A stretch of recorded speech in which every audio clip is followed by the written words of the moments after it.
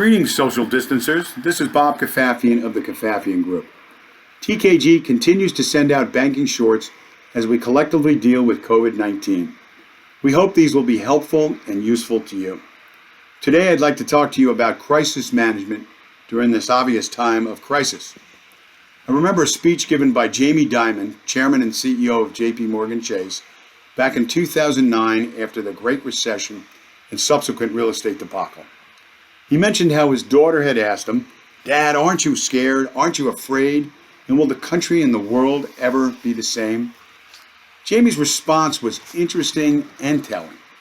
He told his daughter that he was already worrying about and planning for the next crisis. Isn't that interesting?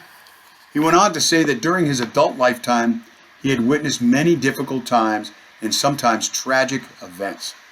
He started with the oil embargo back in the mid-1970s when we waited on lines to get gas. I specifically remember this time because it occurred while I was in college. He then talked about inflation and interest rates hitting 20% in 1980. I remember getting my first mortgage at a rate of 11.5% and thinking I got a bargain. He went on to speak about the late 1980s and the savings and loan crisis and subsequent failure of over 1,000 banks.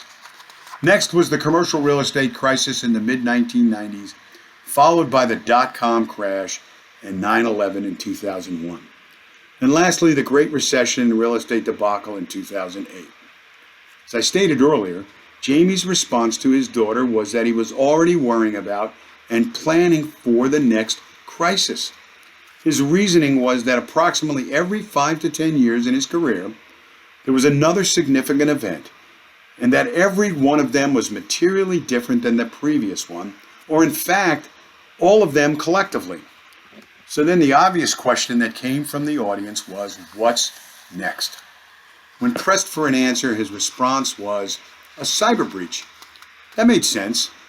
However, I don't think anyone would have thought it would be a pandemic. And the most important point is that once again, this significant event was completely different than all the previous events. So what's next? Well, I don't really know. But given history, I'll bet something is going to happen within or around the next 10 years. What's it going to be? Your guess is as good as mine.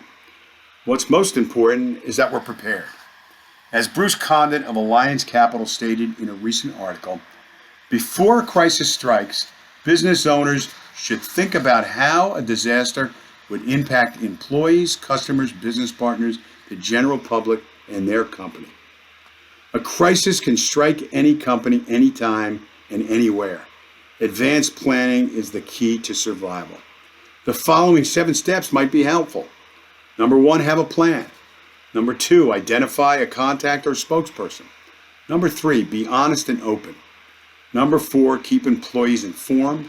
Number 5, communicate with customers and business partners. Number 6, update early and often.